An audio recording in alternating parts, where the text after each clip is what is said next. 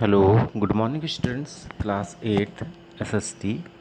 As you know very well, in SST we have completed chapter number 4 in history. In the stream of videos we are discussing about the exercise and question answer of this chapter. So last video we have discussed about the exercise of this chapter. So in this exercise you have to do some improvement. इसमें आपको कुछ सुधार करना है। इसमें box में गलत टिक लग गया है, महल की जगह इसमें रियोटी में टिक करना है आपको। यहाँ पर जो रियोटी लिखा हुआ है इसका करेक्ट आंसर आपका रियोटी है। इसमें आपको क्वेश्चन नंबर 3 का डी ऑप्शन सही है, रियोटी। ये आंसर आपका रॉन्ग है। इसमें 3 का डी में टिक करेंगे रियोटी। ओके,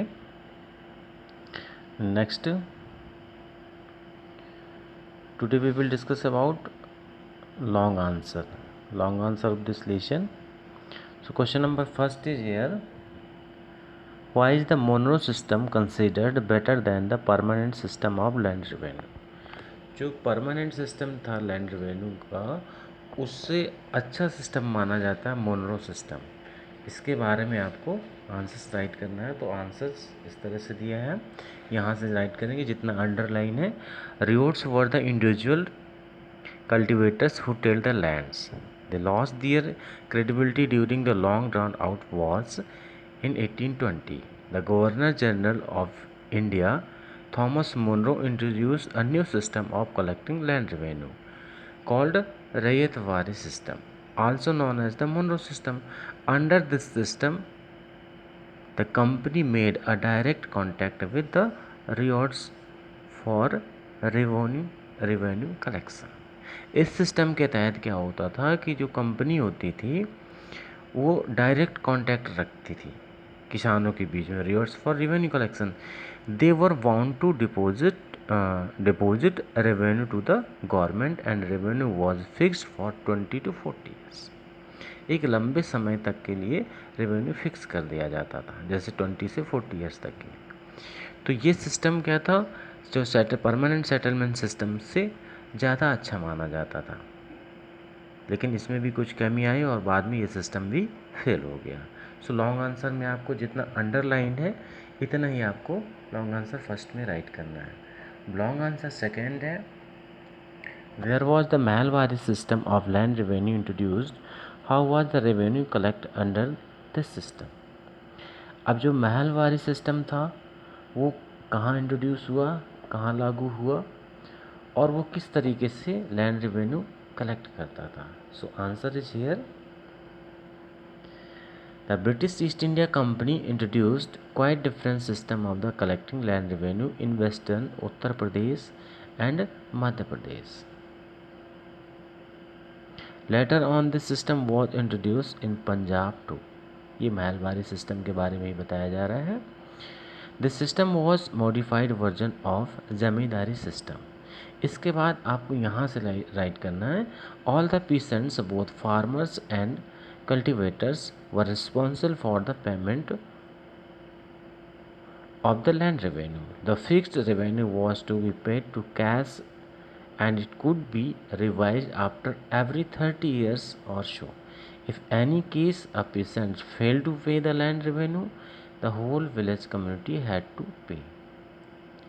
इसमें क्या होता था, जो फार्मर्स और कल्टीवेटर्स दोनों रिस्पॉन्सिबल होते थे रेवेन्यू पे करने के लिए, और रेवेन्यू क्या होता था, फिक्स होता था कैश के रूप में, paid to be in cash and it could be believed, cash के रूप में इसको देना पड़ता था, यानी रुपए दिए जाते थे, इसमें क्रॉप्स नहीं ली जाती थी। आफ्टर 30 ईयर्स और सो, 30 ईयर्स या इससे भी ज़्यादा अवधि के लिए लागू किया जाता था। If any case a peasant fail to pay the land revenue, अगर किसी कारणवश कोई किसान इस रेवेन्यू को देने में फेल हो जाता था, the whole village community had to pay it, तो पूरी गांव की उस कम्युनिटी को वो उसको पे करना पड़ता था। इट मीन्स एक फिक्स जो रेवेन्यू था वो पूरे कमेटी से लिया जाता था, चाहे कोई किसान दे पाए या ना दे पाए। जो नहीं दे पाता था उसके बदले में पूरी कम्युनिटी को देना पड़ता था। ये था आपका Mahalwari system. And question number third है, company wanted to increase the production of commercial crops like cotton and indigo. Y?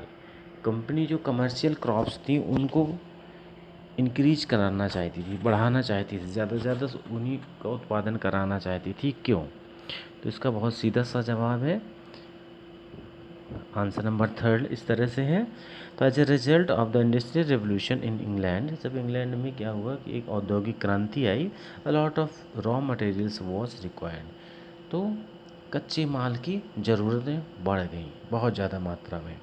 किस लिए? To fulfil demand of the industry, industry की डिमांड को पूरा करने की, क्योंकि इंडस्ट्री में जब रॉ मटेरियल पहुंचेगा तभी फिनिश्ड गुड तैयार होकर के आएगा।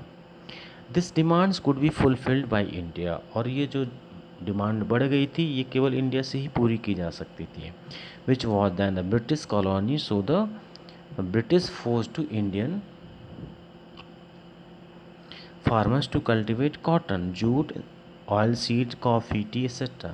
Most of these goods were sent to England to feed their industry. और ये ज़्यादा से ज़्यादा इसकी जो गुड रॉ मटेरियल ये होता था, गुड्स होता था, वो इंग्लैंड भेजा जाता था जो इंडस्ट्री में काम आता था।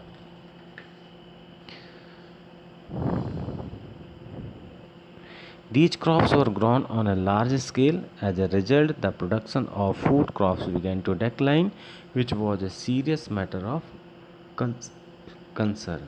So in this way, your long answer is completed. In next video, we will discuss about exercise and question answer of the lesson number 3rd in geography.